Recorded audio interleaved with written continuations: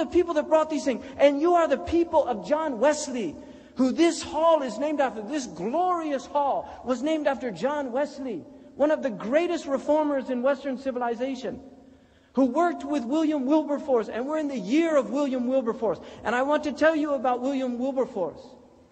This is a man who from the early 20s was with a group in Clapham. And I hope I pronounced that right. He was in a group, and there was an event in which 132 black Africans were discarded, thrown overboard on a ship called the Zong. It was a slave ship coming from West Africa to the Americas. It was an English ship. 132 black people were thrown into the ocean and drowned, and this was considered legal by the laws of the land. And this group of young people who still had that spark of hope recognized how despicable this act was, how unacceptable this act was, and they started a small group of abolitionists to end the slave trade at a time when almost every single member of parliament was supported by the slave lobby. Things haven't changed all that much. But Wilberforce did not give up. He worked day and night.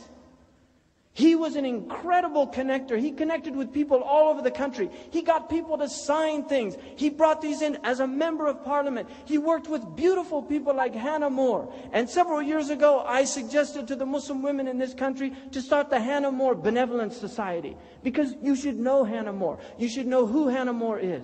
She's a beautiful English woman. She was stunningly beautiful in her looks. When she came to London, she took everybody by storm. She was a playwright. She was a literary figure. She was a poetess. She was all of these things. But in the end, she had a spiritual conversion. And she became one of the staunchest anti-slavery spokespeople in this country. She started night schooling. This is one of her great contributions. This is England to me. England is not the tyranny of Ireland. That's the worst of human nature that you find in every civilization. That's not England to me. England to me is these incredible ideals embodied by people like Florence Nightingale. I love Florence Nightingale. I read all these different works she'd written. I told my wife, you're the only woman I know who's jealous of a woman that died over 100 years ago. I fell in love with Florence Nightingale. Florence Nightingale said, England needs to go to the Sufis. She wrote this in her book. She said England needs to go to the Sufis. And Florence Nightingale entered the Sultan Hassan Mosque, where our Grand Mufti gives the khutbah. And she said for the first time, she found what she was looking for. She said, I never found this in the churches of England. She said, I found equality, and I said, oh, would that there was a place for women in this religion. You know, they chased her out with a stick. And she said, I don't blame them. She went to Al-Azhar. She was struck by the spirituality, and she says in her diary, she said, I've heard in my heart something telling me, turn to Mecca. Face Mecca, face Mecca. All of humanity is one. We are all under one God, and there is salvation for all of us. I kept hearing in my heart, there is no God but God. Believe in the one true God. She was a Unitarian. She was not a Trinitarian. This is Florence Nightingale, one of the great icons of the British people. And she saw the beauty of Islam. This is a woman who was given a qilada, this extraordinary medal by the Sultan Abdul Majid of the Ottoman Empire, because she came and served the Turkish soldiers that were victims of the Crimean War, as well as she served the British soldiers, because she didn't differentiate between people. This is England to me. This is the England I want to see. This is the England I want to remind these people of who they are. They've forgotten who they are. These are the people of the great reforms of Western civilization, and we, of all people, should be reminding them. We share these things with you. You've forgotten who you are like we've forgotten who we are. This is the age of senility. We're all in spiritual dementia. Really, we're in spiritual dementia. This is the old age, the dotage of humanity. And we need reminders. We've got collective Alzheimer's disease. And some of us has sometimer's disease. We forget and then we remember. This is England to me. And it flows in my blood. I have ancestors from this land. This is my qawm. Ya qawmi.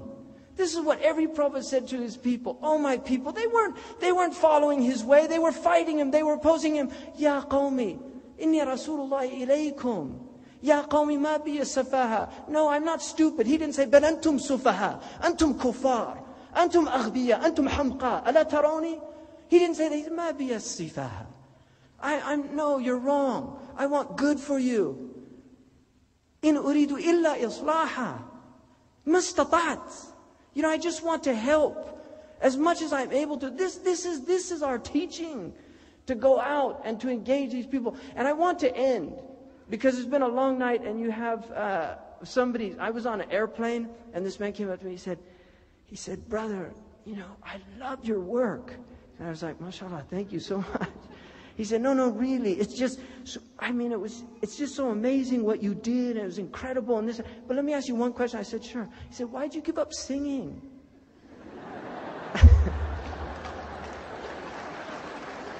So after I sang him a few bars of Peace Train, one of my favorite songs, I told him I lost my voice. No, I said, that's Yusuf Islam.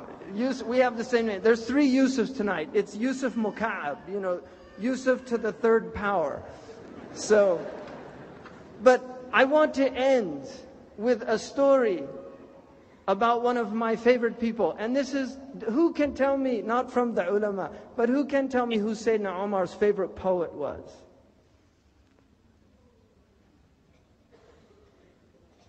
People say, Sayyidina Umar liked poetry?